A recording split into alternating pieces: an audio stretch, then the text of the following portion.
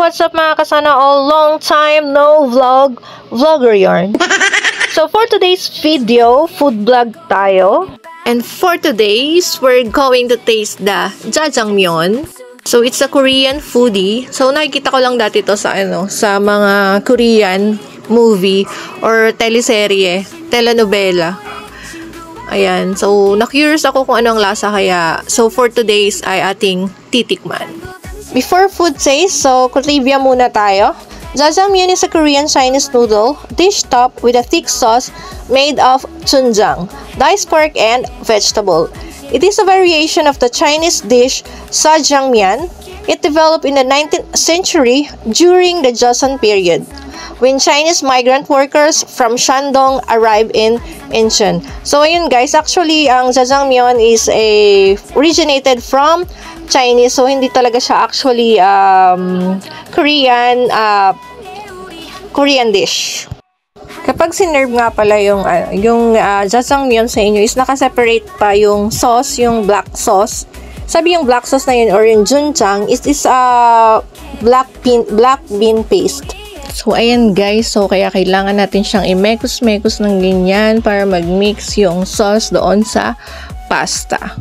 Fast forward na natin guys. So, tikiman time!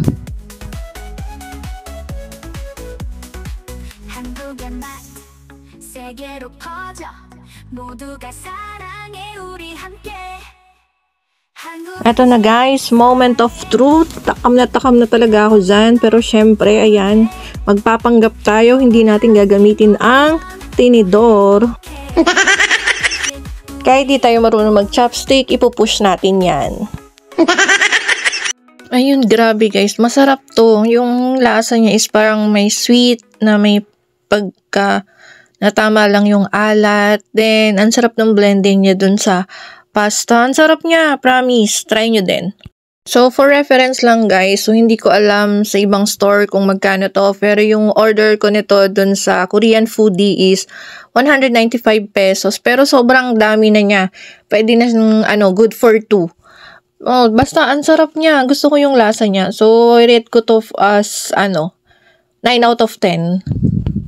Kumbaga, uulitin mo pa siya.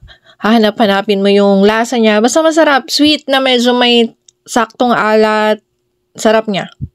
So, ayan. That's it for today's. This is jjajangmyeon. And follow me for more tikiman time. Bye-bye! Thank you for watching!